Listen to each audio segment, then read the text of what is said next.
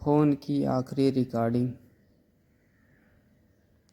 रात के लगभग 11 बज चुके थे। सड़क के दोनों तरफ रोशनी टिमटिमा रही थी।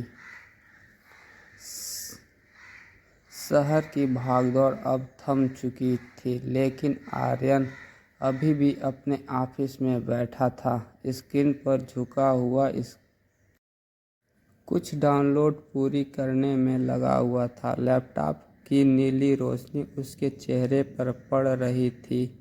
टेबल पर आधा खाया हुआ सैंडविच पड़ा था और मोबाइल लगातार वाइब्रेट कर रहा था। स्क्रीन पर नाम चमका, माँ। आर्यन ने एक नज़र देखा, होठों पर हल्की मुस्कान आई, फिर बोला, अरे माँ फिर कॉल कर रही है? बाद में बात कर लूँगा, पहले ये रिपोर्ट भेज दूँ। वो कॉल को साइलेंट कर देता है। थोड़ी देर बाद फिर कॉल आती है। वो झुंझलाता है, माँ भी ना समझती ही नहीं, मैं काम पर हूँ। कॉल को कट कर देता है। दूसरे दिन सुबह जब उठता है तो मोबाइल में मिस्ड कॉल की लिस्ट थी। Mom 5 missed call. सोचा थोड़ी देर में बात कर लूँगा, लेकिन दिन फिर वही भाग दौड़, वही मीटिंग, वही बिजी हूँ माँ वाले बहाने। कॉल नहीं कर पाया।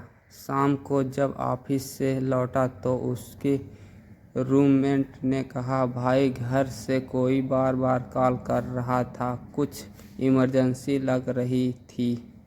आर्यन ने हड़बड़ाकर फ़ोन उठाया, लेकिन तब तक कोई कॉल नहीं थी। रात के करीब 9 बजे उसके फ़ोन में एक मैसेज आया, बेटा जब भी वक्त मिले मुझे कॉल कर लेना। माँ। उसने मैसेज पढ़ा था, पर सोचा थोड़ी देर में कर लूँगा, अभी बहुत थक गया हूँ। और वो सोफे पर लेटकर नेटफ्लिक्स देखने लगा। अगली सुबह जैसे ही उसकी आंख खुली, फ़ोन पर एक अनजान नंबर से मिस्ड कॉल थी। वो हैरान हुआ, फिर वही नंबर दोबारा बजा। उसने उठाया, हेलो। दूसरी तरफ से एक धीमी गंभीर आवाज़ आई, क्या आप आर्यन बोल रहे हैं? मैं गांव के थाना से बोल रहा हूं। आपकी मां की तबीयत रात में बहुत बिगड़ गई थी। हमें अफसोस है कि आर्यन की सांसें थम गई। उसने कुछ नहीं सुना आगे, सिर्फ फ़ोन हाथ में छूटकर ज़मीन पर गिर गया। बस कुछ घंटे में वो ट्रेन में था, आंखें सूजी हुई, सिर झुका हुआ। हर मिनट उसे वो मिस्ड कॉल याद आ रही थी। वो सोच रहा था, काश उस रात फ़ोन उठा लिया होता, काश सब 2 मिनट बात कर ली होती। घर पहुंचा तो सब सन्नाटा था। गांव के लोग चुपचाप बैठे थे। घर के आंगन में माँ की तस्वीर रखी थी, फूलों से सजी हुई। उसने कांपते हाथों से तस्वीर उठाई और कहा, माँ मैं आ गया हूँ, बस एक कॉल दूर से हम और मैं। उसकी आंखों में आंसू गिरने लगे। शाम को जब सब लोग जा चुके थे, वो माँ के कमरे में आया। कमरा जैसा ही था, अलमारी खुली, भगवान की छोटी सी मूर्ति और तकिए के पास रखा पुराना फ़ोन। वो फ़ोन उठाता है। स्क्रीन टूटी हुई थी, लेकिन चालू थी। वो गलती से वॉइस रिकॉर्डर खोला देता है। वहाँ एक फ़ाइल चमक रही थी। आर्यन 10:47 PM को हिचकते हुए उसने प्ले करता है।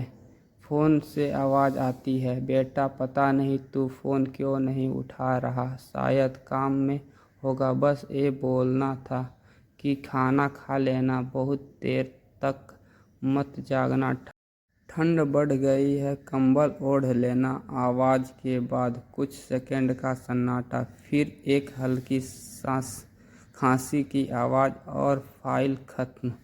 आर्यन वहीं बैठा रह गया, फ़ोन की छाती से लगाकर उसकी आंखों से आंसू झलकने लगे।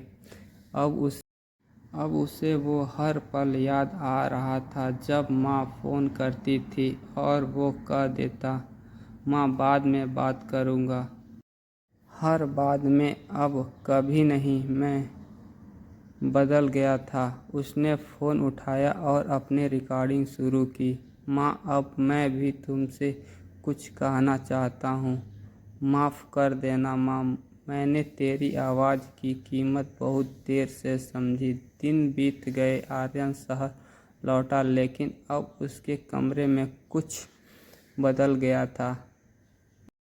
डेस्क पर लैपटॉप के साथ माँ की फ़ोटो रखी थी। हर रात सोने से पहले वो वही पुरानी रिकॉर्डिंग सुनाता था। बेटा, खाना खा लेना। वो अब हर काम वक्त पर करता, हर रिश्ते को अहमियत देता, क्योंकि अब उसे समझ आ गया था वक्त किसी के लिए रुकता नहीं और माँ जैसी आवाज़ें दोबारा नहीं मिलती। कहानी का संदेश: कभी भी अपने अपनों की कॉल को बाद में मत छोड़ो, शायद वो बाद में ज़िंदगी का आखिरी मौका हो। कम पैसे, शोहरत सब फिर से मिल सकते हैं, लेकिन माँ की आवाज़ सिर्फ एक बार मिलती है।